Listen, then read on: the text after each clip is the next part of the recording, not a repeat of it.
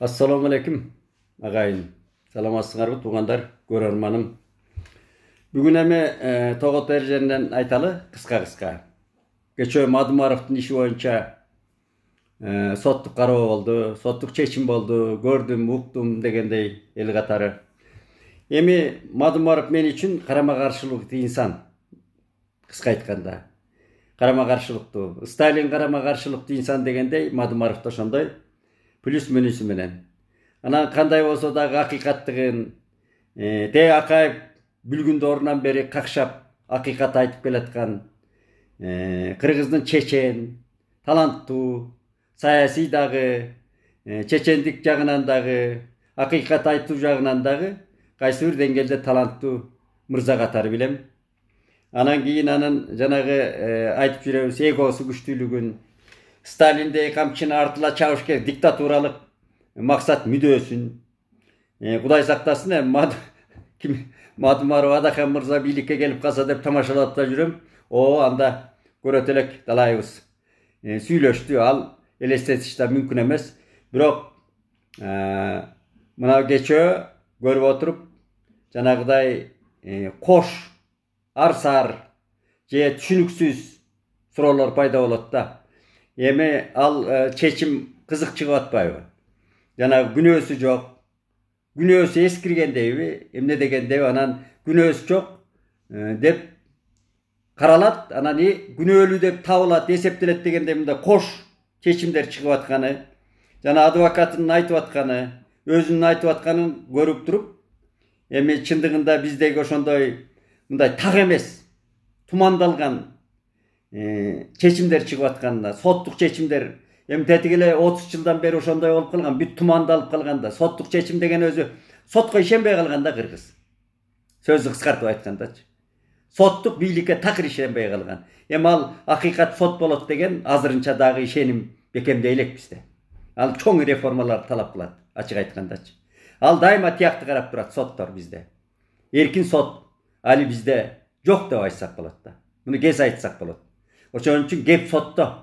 Кайсы демократиялуу, укуктуу мамлекет десе, биринчи сот. Сот бийлиги эркин, анан сот бийлиги акыйкат болуш керек.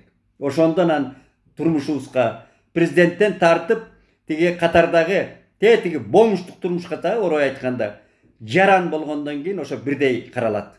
Сот бийлиги күчтүү болгон жерде ушундай. Ошон үчүн какшап айтылып жүрөт. Бүткүл дүйнөдө сот бийлиги эркин, көз карандысыз, анан жанагыдай өзүлөрү интеллектуалдык деңгээлде, адистик деңгээлде ошол судьялар ошондо гана болгондон ошол мамлекетте акыйкаттык орнойт.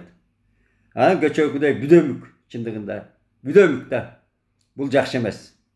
Айтып коеюн, мен дүңүнөн айтайын. Албетте Мадумаровду мен кийин аябай карадым да, жана билчү эмесмин анчалык. Мына каркырага спикер катары кол койгону, төрт көчөгө жанагы коопсуздук комитетинин ошо коопсуздук боюнча жетектеп турганда кол койгону.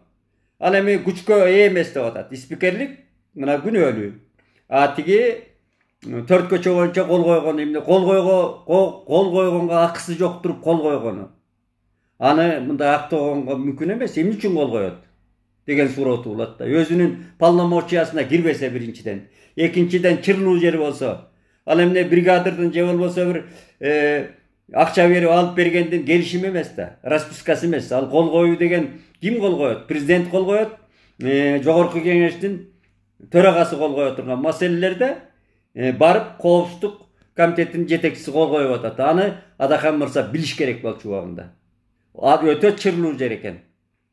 Бул алда күнөөлүү. Моралдык күнөөсү деп жайкаганыбыз менен да түптүз күнөөлүү. Туурасын айтыш керек. Ал эми эскирди деп атат, күчкө ээ эмес деп атат. Мен мындай бирөөдөн бирдеме алып атканда кол койгондо да карайм да, мен жөнөкөй жаран катары эмнеге кол коюп атам? Далай башыбыздан өткөн арыздарга дүңүнөн кол койдуруп, кайрылууларга дүңүнөн койдурганда дагы мен карачумун.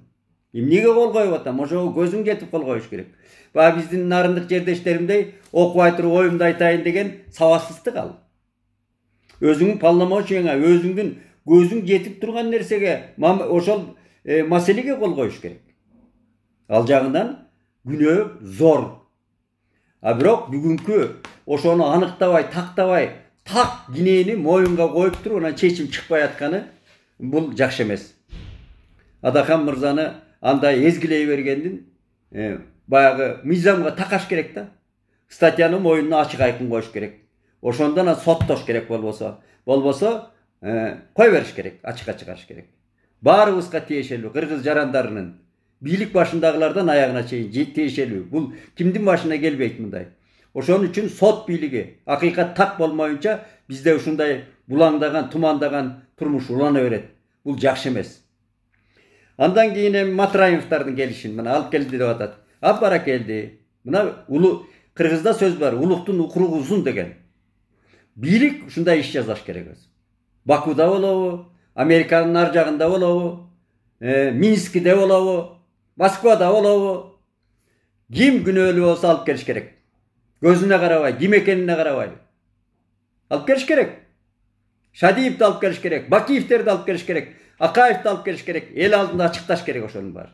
Мына ошондо анан тең бардыгы туман тарайт. Бийликтин жолу да ачык болот, өздөрүнө да жакшы болот, элге да жакшы болот. Бийликке ошондо эл толук ишенет, ээрчийт. Ансыз да жакшы иштер башталып атабы? Мына мындай алып келип атат, Бакууга кол жетет экен бийликтин. Мына далилдеди. Мурда бир да бийлик мындай жасай алчу эмес. Азыр мына Бакуудан жетелеп келип атат, колуна кишен салып. Биздеги чоң бирден бир көсүр ушунчалык опсуз бийликке ээ болуп алган Тенебой орусча айтканда. Тенебой бийликке ээ болуп алган шылуундарды алып келип атат дейли. Мына ошону ачык сот салыш керек. Кечээкү мына Мадина базарынын башчысын үй камагына чыгарып атканына мен кошулбайм. Бул ошончо миллиард төлөп коюп эле үй камак деген алар үчүн майрамда, алардын үйлөрү эмне? Бейиштей да үйлөрү, байлардын үйлөрү. Үй камак деген бул дүйнөлүк практикада бар болду экен, изилдеп көрүш керек экен. СССРдин убагында үй камак дегенди уккан эмесмин.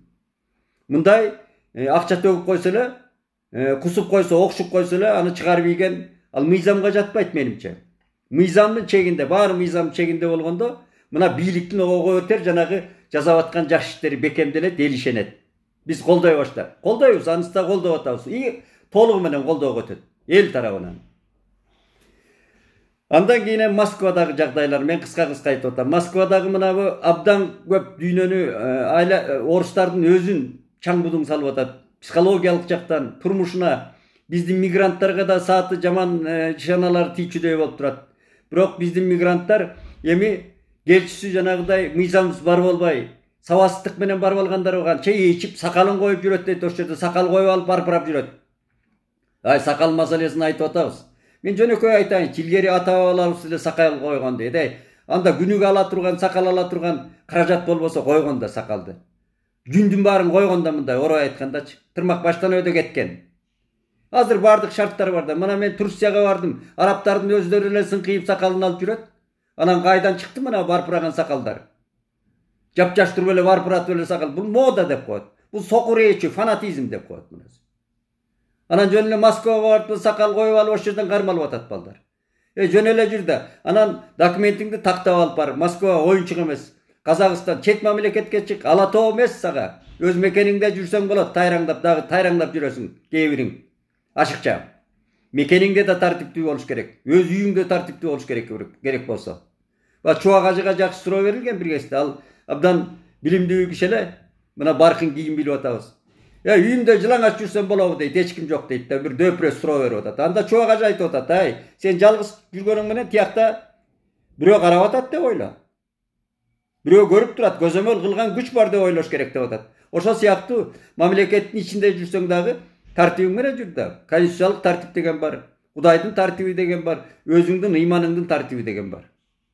Анан эле каалаганың сакалыңды коюп эле, анан каалагандай тебелеп тепсеп эле жүргөнгө көнгөнбүз. Андай эмес. Мына Москвада катуу. Айрыкча мен жанагы эки кыз кайра кирип, ошол жактан чыкпай калыптыр. Ошол эки кыздын туугандарына көңүл айтам. Жаның кашаят да, мына баягы өрттөнүп кеткен кыздарыбыз эске түшөт. Москвага барып. Эми ал кырсык деген бу жерден деле болуп атат. Бирок эми чырактай көчөт кыздардын өтүп кеткени жанды кашайтат. Эми улуу жараткан бейишин берсин садагасыларга. Эмне дейбиз? Эми ушундай кырсык деген бүткүл. Анан дагы кооптуу пикирлер айтып атат. Орус бийлиги өзү жазады деген дагычы. Мына дүйнөдө чыга берет экен да. Себеби аны далилдеп да айтып атышат го, жанагы спецназ. Анан эмне барып алып, эмне дейт, күтүп. Анан элди чыгарбай жерде тиги кандай бир түшүнүксүз аракеттер болуп тур деп далилде орустардын өздөрү айтып атат. Эми Кудай сактасын, ошого кантип барсын деп ойлойсуң? Өзүнүн элине өзү диверсия жасаган. Бирок болгон тарыхта. Сталин жазаткан диверсияны, мен тарыхын жакшы окуганмын. Украинаны, Белоруссияны Гитлердик армия басканда, алар абдан маданияттуу келишкен. Немистер. Анан келгенден кийин Ыстакең атайын диверсия жасатып, өзүнүн тиги жанагы тыңчыларын бүт баарын КГБсы менен иштеп чыгып идеологтору. Анан немистин кийимдерин кийгизип, немис солдаттарын кийгизип, немисче сүйлөгөн баягы атайын отрядтарды кийирген да. Элге жанагыдай жосуз жоруктарды, жергиликтүү элди атып, кордоп кыздарын диверсия дейт андайды. Ошол жаман көрсөтүү тиякты. Душманын жаман көрсөтүү деп. Анан ошондой диверсия жасады деген дагы сөздөр бар. Ага кантип ишенесиң? Баягы Салижан Жигитовдун тили менен айтканда, устатыбыздын биринчи орус эли Россия мамлекети оңолуп, демократиялык жолго, укуктук жолго түшүп, ошо гүлдөгөн мамлекет болушун Кудайдан тилегиле деген. Салижан эке, Кайран Салижан эке. Ошондо бизге шоорат тиет, биз тамырлашпыз, тагдырлашпыз, бизге жакшылыгы тиет. Анан айланаңды кара деген, биякта эмне деген, туш тарабыңда эмне деген эл мамлекет бар. Азиянын бир деңиз менен же бир болсо учкан Россияга илешип калса эмне болот эле атаң көрө Кайран деп Салижан эке күйгөн. Айланабыздын баары туңгуюк.